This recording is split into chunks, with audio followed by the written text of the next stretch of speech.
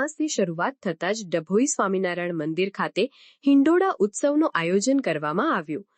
શ્રાવણ માસથી શરૂઆત થતાં જ ડભોઈ સ્વામિનારાયણ મંદિર ખાતે હિંડોળા ઉત્સવનું આયોજન કરવામાં આવ્યું।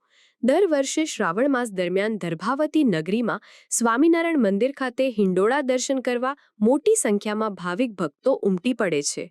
શ્રાવણ માસ દરમિયાન મંદિર ખાતે અલગ અલગ પ્રકારમાં હિંડોળા સજાવવામાં આવે છે, જે હિંડોળામાં ભગવાનને ઝુલાવવામાં આવે છે।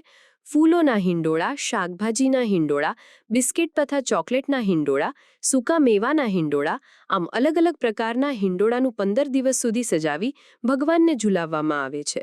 સાથે જ પવિત્ર શ્રાવણ માસના ઉપક્રમે સનાતન હિન્દુ સંસ્કૃતિ ઉજાગર કરવા સ્વામિનારાયણ મંદિર ખાતે શ્રીમદ ભાગવત કથાનું આયોજન કરવામાં આવ્યું છે।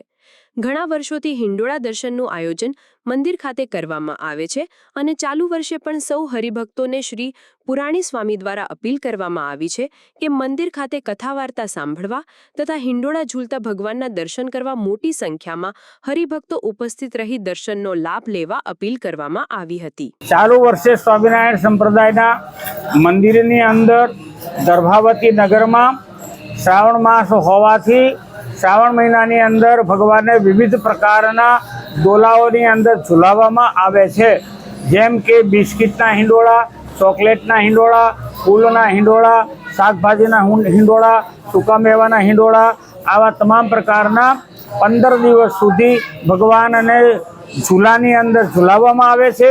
અને શ્રાવણ માસના કારણે સનાતન સંસ્કૃતિના કારણે સ્વામિનારાયણ મંદિરની અંદર શ્રીમદ ભાગવતની કથાનું પણ આયોજન કરેલું છે। દર વર્ષે આ આયોજનો ચાલુ રહે છે। ચાલુ વર્ષે પણ બધા સેંકડો હરિભક્તો લાભ લે છે।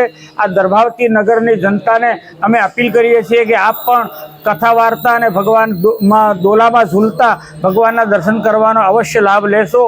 અસ્તુ કઈ વિરમું છું। ધન્યવાદ। જય સ્વામિનારાયણ। કેટલા દિવસ આ પ્રોગ્રામ ચાલશે? 15 આ તો મહિનો થઈ ગયો ને।